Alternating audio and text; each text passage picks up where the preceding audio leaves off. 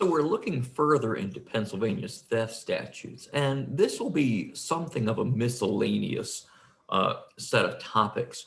But I want you to get a flair for the various ways you would prove theft in different contexts, because the thing you're stealing is going to affect the way that you'll prove, or someone will prove that you have stolen it.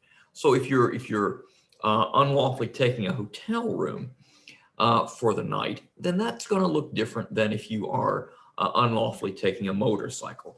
So let me take you to the statutes themselves.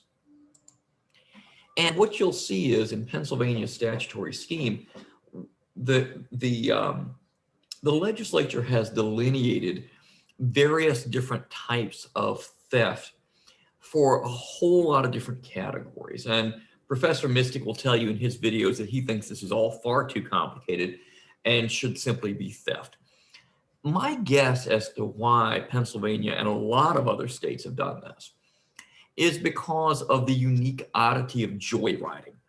So a lot of states developed a statute for joyriding. In one of our cases, we'll look at that. That is the unauthorized use of a car. 3928 is our section on that. And the reason that we came up with that is because, teenagers who take a car for the night, we don't want them to suffer major felonious consequences. So this statute was created where if you only intended to temporarily deprive someone of their property, namely a car, then you are only guilty of this lesser crime of unauthorized use. But what about certain types of property? What if the thing you temporarily deprive someone of was not a car, but a concert ticket? Or what if you defrauded someone into coming and cleaning your house and never intending to pay them for that? How do you look at temporary versus permanent deprivation when it's a hotel room, when it's a concert ticket, when it's a cleaning service? So I think a lot of the confusion that has resulted and led to a plethora of different ways of describing theft goes back to the fact that long ago we decided that joyriding should be a lesser offense to theft.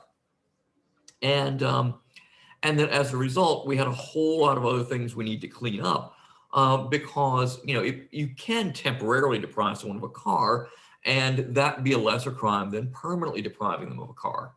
But services and things that are temporarily owned or leased, those don't work quite that way. How do you treat the 2 hours worth of Uber service, or 2 hours versus or 2 days versus of Hertz rental car services that you exceeded? What does that all look like? So when you see here in Pennsylvania's statutory scheme, I want you to see that there are a whole lot of different ways that have been filled in by gaps.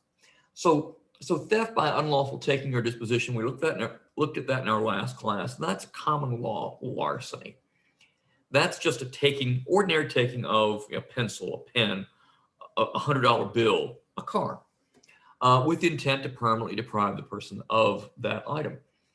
Theft by deception is, here I'll give you $100 for that shiny rock of yours, and the $100 bill is a counterfeit. Theft by extortion is sort of like robbery, and we haven't done robbery yet. Robbery is a taking by force, but the taking by force doesn't require someone to voluntarily give the thing over. Theft by extortion can be a taking by physical force, or extortion can also be a form of blackmail. So go down and look at the individual terms of these statutes, and we'll go over them more in class. And then you have receiving stolen property. Now, it's not a crime merely to be in possession of stolen property. You have to have reason to believe that the property you're in possession of has in fact been stolen. Theft by failure to make required dispositions of funds received. This is embezzlement. This is sort of the old term of embezzlement. You're entrusted with something and you don't do what you're supposed to do with it. 3928, unauthorized use of automobiles, that's joyriding. Retail theft, shoplifting.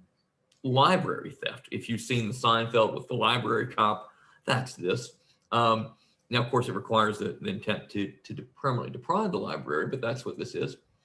And then unlawfully possessing retail or library theft items, again, kind of incorporating earlier components.